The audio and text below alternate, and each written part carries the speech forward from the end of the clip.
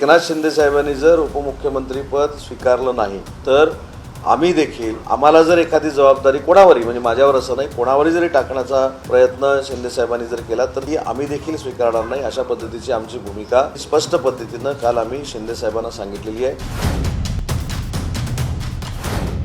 मनपूर्वक आम्ही सगळे स्वागत करतो। एक दोन महत्त्वाच्या विषयांसाठी या पत्रकार परिषदेचं आयोजन करण्यात आलेलं आहे। सकाळपासूनच विविध माध्यमांच्या माध्यमातून संध्याकाळी होणाऱ्या शपथविधीच्या बाबतीत अनेक तर्कवितर्कही लावले जात आहेत। आज या पत्रकार परिषदेला भरत शेठ आहेत, संजय शिरसाट साहेब आहेत, आमचे आमदार सहकारी आहेत। आमची स्पष्टपणाची भूमिका ही काल देखील आम्ही जाहीर केलेली आहे की मंत्रिमंडळामध्ये मुख्यमंत्री म्हणून देवेंद्रजींचं नाव हे निश्चित झालेलं असताना उपमुख्यमंत्री म्हणून माननीय आमचे मुख्य नेते शिवसेनेचे नेते आदरणीय एकनाथ शिंदे साहेबांनी शपथ घेतली पाहिजे ही आमची आग्रही भूमिका कालही होती, आजही देखील आहे आणि त्याच्यावर सकारात्मक निर्णय होईल याला आम्ही सहमत आहोत, याची आम्हाला खात्री आहे। त्याच्यामुळं माझी आपल्या सगळ्यांना विनंती आहे की आमच्या 60 आमदारांपैकी 59 आमदारांपैकी साहेबांचं जर नाव बाजूला ठेवलं तर कोणीही मी ठामपणानं सांगतो की उपमुख्यमंत्री होण्यासाठी इच्छुक नाही, हा मनात देखील विचार केलेला नाही। आमचे नेते हे एकनाथ शिंदे साहेब आहेत आणि एकनाथ शिंदे साहेबच मुख्यमंत्री होतील याची आम्हाला पूर्ण खात्री आहे आणि उपमुख्यमंत्री होतील याची पूर्ण खात्री आहे। आता ठीक आहे ना, उपमुख्यमंत्री होतील याची खात्री आहे। आणि दुसरी महत्त्वाची गोष्ट आहे की या सगळ्या गोष्टीला आता कुठेतरी पूर्णविराम देणं गरजेचं आहे। आम्ही सगळ्यांनी ही देखील भूमिका घेतलेली आहे की एकनाथ शिंदे साहेबांनी जर उपमुख्यमंत्री पद स्वीकारलं नाही तर आम्ही देखील आम्हाला जर एखादी जबाबदारी कोणावरही म्हणजे माझ्यावर असं नाही कोणावरही जरी टाकण्याचा प्रयत्न शिंदे साहेबांनी जर केला तर ती आम्ही देखील स्वीकारणार नाही अशा पद्धतीची आमची भूमिका ही स्पष्ट पद्धतीनं काल आम्ही शिंदे साहेबांना सांगितलेली आहे। त्याच्यामुळं प्रसारमाध्यमातनं ज्या काही गोष्टी प्रश्नचिन्हाने येत आहेत की हा होणार आहे का, तो होणार आहे का, तो होणार आहे का, आमची पूर्ण खात्री आहे की या सरकारमध्ये आमचे नेते एकनाथ शिंदे साहेब उपमुख्यमंत्रीपद स्वीकारतील आणि महाराष्ट्राच्या जनतेसाठी आणलेल्या ज्या योजना आहेत त्याची अंमलबजावणी कायमस्वरूपी करण्यासाठी ते स्वतः देवेंद्रजींना सहकार्य करतील। एकत्र बसून महाराष्ट्रातले सगळे निर्णय होतील याची आम्हाला पूर्ण खात्री आहे। त्याच्यामुळं मला असं वाटतं की आता कोणाची नावं येऊ नयेत ही माझी प्रामाणिकपणाची इच्छा आहे, कारण आमच्या कोणाच्याही मनात असा उद्देश नाही की या खुर्चीवर कुठेतरी जाऊन बसावं, हे आम्हाला आता जाहीरपणानं खुलासा करावा लागणं हे देखील आमचं दुर्दैव आहे। कारण आम्ही नेता म्हणून एकनाथ शिंदे साहेबांनाच मानतो, आमचं सगळ्यांचं राजकीय करिअर आम्ही त्यांच्या हातामध्ये दिलेलं आहे। त्याच्यामुळं त्यांना डावलून कोणतरी काय करत असेल तर आम्ही देखील गप्प बसणार नाही।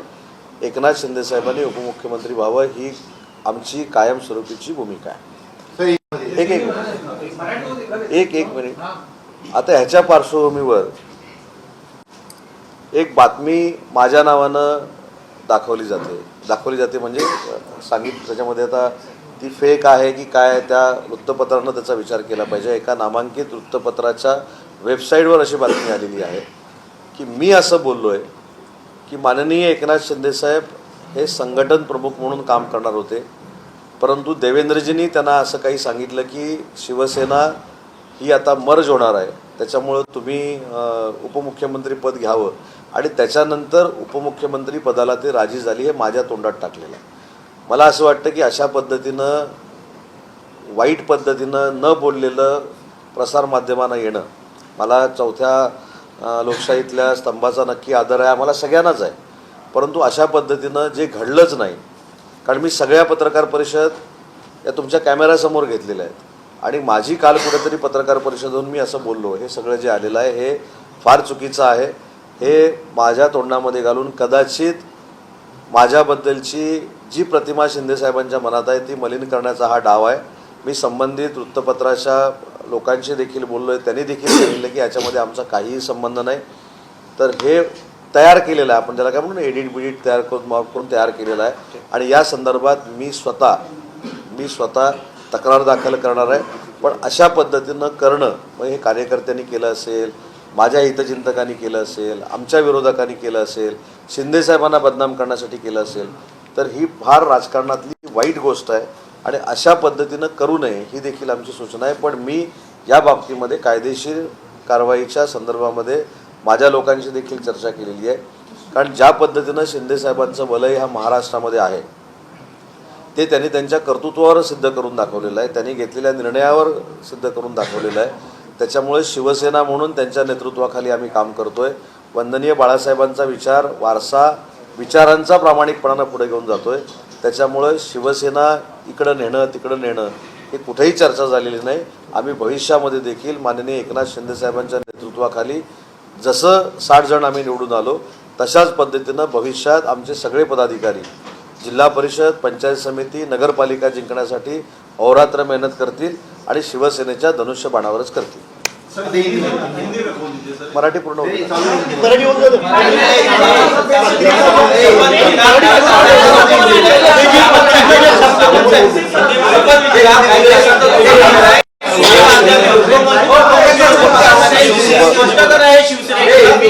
आज चैनल के ऊपर जो उप मुख्यमंत्री पद के बारे में हमारे एमएलए लोगों के नाम आ रहे हैं वो गलत है, इससे हम कोई भी सहमत नहीं है.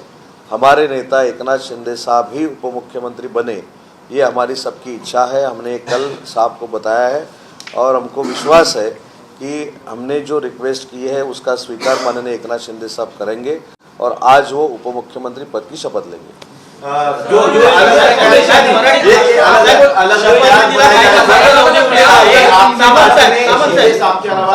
कोई भी उप मुख्यमंत्री नहीं बनेगा, कोई भी नेता रेस में नहीं है. थोड़ा अभी ये चर्चा को फुल स्टॉप होना चाहिए. हम अभी सिरसाट साहब भी यहाँ बैठे हैं, हमारे मुख्य प्रतोद भी यहाँ है, यहाँ हमारे एमएलए साहब भी 2-4 है.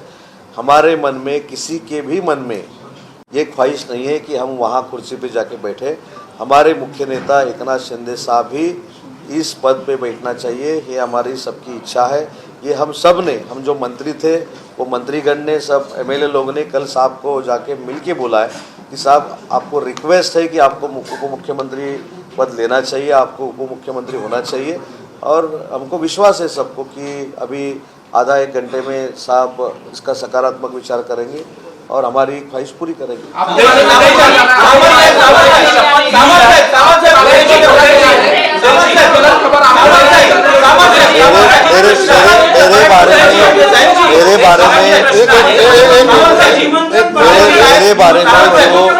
मेरे बारे में जो बोला गया है वो पूरी तरह से गलत है. वो मेरे ख्याल से गलत न्यूज़ है. ऐसी प्रेस कॉन्फ्रेंस आज तक मैंने कभी भी आपके सामने मैंने की नहीं है, क्योंकि जो मैं प्रेस कॉन्फ्रेंस करता हूँ आपके कैमरे के सामने करता हूँ, इसलिए वो गलत न्यूज़ बना के मुझको बदनाम करने की साजिश है और उसके ऊपर मैं कायदेशीर कारवाई करूंगा. उद्याची शपथविधीला आता फक्त 4 तास बाकी आहेत. असं असताना शिवसेनेचा निर्णय का होत नाहीये, एकनाथ शिंदेचा निर्णय का होत नाहीये असं म्हटलं जातं आहे की शिवसेनेची ही प्रेशर टॅक्टिक्स आहे. प्रेशर टॅक्टिक्स जर असती तर माननीय एकनाथ शिंदे साहेबांनी याच्या अगोदर 2 पत्रकार परिषद घेऊन सांगितलंच नसतं की आम्ही बिनशर्त भाजपाचे जे मुख्यमंत्री होतील त्यांचं समर्थन करतो. पहिली गोष्ट आपल्याला हे देखील माहिती आहे की शिंदे साहेबांची तब्येत बरी नव्हती आणि हे काही राजकीय नाही, हे जगजाहीर आहे. त्याच्यामुळे मला असं वाटतं की या सगळ्या गोष्टींमध्ये किंवा सगळ्या बातम्यांमध्ये काही तथ्य नाही. एकनाथ शिंदे साहेबांनी त्यांची भूमिका 2 वेळा पत्रकार परिषदेमधनं जाहीर केलेली आहे आणि ती ठामपणाने केलेली आहे. पण चांगले पोर्टफोलिओ मिळावे यासाठीच हे प्रेशर टॅक्टिक्स आहेत असं म्हटलं जातंय. मुख्यमंत्री आणि दोन्ही उपमुख्यमंत्र्यांचा शपथविधी आणि खाते वाटप ह्याचा सुतरामही संबंध नाही.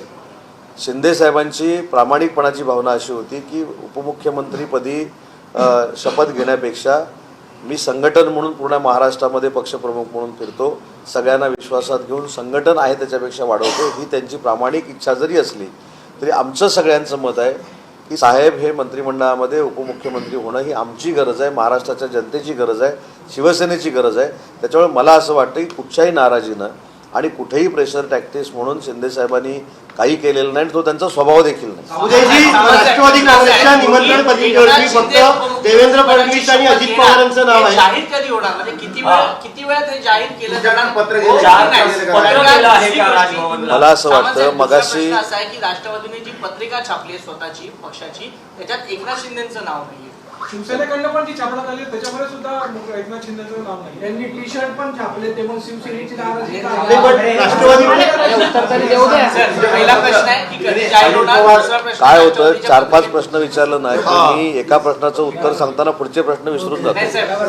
मग तुमच्या मनात अजून काहीतरी शंका निर्माण होते. ते पहिली गोष्ट, निमंत्रण पत्रिकेच्या बाबतीमध्ये माननीय मुख्यमंत्री होणारे देवेंद्रजी असतील, माननीय एकनाथ शिंदे साहेब असतील, अजितदादा असतील, या संदर्भात ज्यावेळी बैठकीला बसले होते त्या बैठकीला मी देखील होतो. पासेस हे प्रत्येक पक्षानं छापावे, त्याची नोंद पोलीस स्टेशनला करावी आणि आपापल्या कार्यकर्त्यांना जे इच्छुक आहेत त्यांना आणावं, हा निर्णय झालेला होता. त्याच्यामुळं NCPनं जे छापलेले आहेत त्याच्यामध्ये जर अजितदादांचं नाव टाकलेलं आहे आणि आम्ही हा फॉर्मॅट शासनाचा फॉर्मॅट म्हणून वापरलेला आहे. बघा तुम्ही, शिवसेनेनं जी निमंत्रण पत्रिका छापलेली आहे शासनाचा फॉर्मॅट आहे. त्याच्यामुळे NCPने असं केलं, आम्ही असं काय केलं नाही, याच्याबद्दल काही मला अर्थ आहे असं वाटत नाही. आम्ही जी निमंत्रण पत्रिका छापली ही शासनाच्या फॉर्मॅटमध्ये छापली आणि ती आम्ही आमच्या शिवसैनिकांना वितरित केलेली आहे. तुमच्याकडनं राज्यपालांना पत्र गेलंय का? घेणार की नाही हे किती वेळात कळेल? तुमच्याकडनं पत्र गेले का राज्यपालांना शिंदे साहेबांचे नाव? सामंत साहेब, आम्ही सगळ्यांनी मिळून आणि सगळ्यांच्या वतीनं मी सांगितलं की याचा निर्णय 1 तासाभरामध्ये होईल आणि आम्हाला पूर्ण खात्री आहे सगळ्यांना, ही प्रेशर टॅक्टिस नाही. आम्ही सगळे साहेबांबरोबर काम करतो, आम्ही साहेबांना जवळून ओळखतो, त्यांच्या भावना आम्ही ओळखू शकतो. ते किती संवेदनशील आहेत हे आमच्यापेक्षा दुसरं कोणी ओळखू शकणार नाही.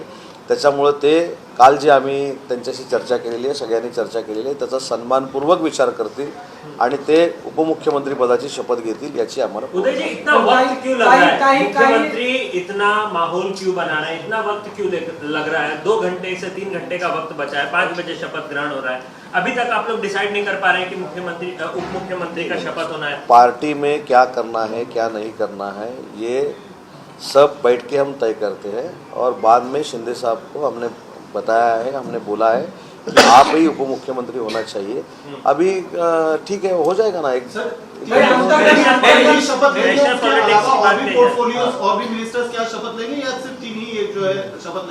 अभी तो चौथा कौन लेने वाला है किसी भी पता नहीं है. अगर आपको लोगों का क्या स्टैंड है? आप तो मंत्री पद की शपथ लेंगे अगर सीएम नहीं बनते, डीसीएम नहीं बनते नसतील तर जे अन्य आमदार आहेत ते सुद्धा एकनाथ शिंदेसारखी काही मोठी भूमिका घेऊ शकतात का? नाही, एक पहिले लक्षात घ्या की ही आमची भावना आहे स्पष्ट. आपण थोडंफार प्रत्येक गोष्टीमध्ये राजकीय दृष्ट्या बघण्यापेक्षा थोडं इमोशनली देखील बघणं गरजेचं आहे, थोडं भावनिक देखील बघणं गरजेचं आहे. आमची जी अटॅचमेंट शिंदे साहेबांबरोबर आहे ही पक्ष म्हणून नक्की आहे, परंतु फॅमिली मेंबर म्हणून देखील आहे. आम्ही कुटुंब म्हणून काम करतो आणि म्हणून आम्हाला असं वाटतं की या सगळ्या सिस्टीममध्ये जर एकनाथ शिंदे साहेब राहणार नसतील तर आम्ही तरी त्या सिस्टीममध्ये राहून काय उपयोगाचं आहे? अच्छा, म्हणजे स्पेसिफिक आहे की कॅबिनेट आमची भूमिका स्पष्ट आहे. आम्ही आमची भूमिका स्पष्ट शिंदे साहेबांना सांगितलेली आहे, जाहीरपणानं देखील सांगतो. त्याच्यामुळं या सगळ्या आमच्या मागणीचा विचार माननीय शिंदे साहेब नक्की करतील याची पूर्ण खात्री आहे. जर एकनाथ शिंदेनी उपमुख्यमंत्री पद घेतलं नाही तरी तुमच्यापैकी एकही आमदार कॅबिनेटमध्ये जाणार नाही. आम्ही नकारात्मक विचार करतच नाही. आम्ही जी केलेली शिंदे साहेबांकडे मागणी आहे त्याचा तंतोतंत विचार शिंदे साहेब करतील आणि शिंदे साहेब 5:30 वाजता आमच्या सगळ्यांचा आग्रह, शिवसैनिकांचा आग्रह म्हणून उपमुख्यमंत्री पदाची शपथ घेतील याची पूर्ण खात्री आहे. हे सगळं राजभवनलाही कळवावं लागेल, तर राजभवनला कधी संपर्क केला जाईल? मला असं वाटतं की वर्षापासून राजभवन हे 2 किलोमीटर आहे. तसं जर ट्रॅफिक असेल तर 5 मिनिटं आणि ट्रॅफिक नसेल तर 2 मिनिटं.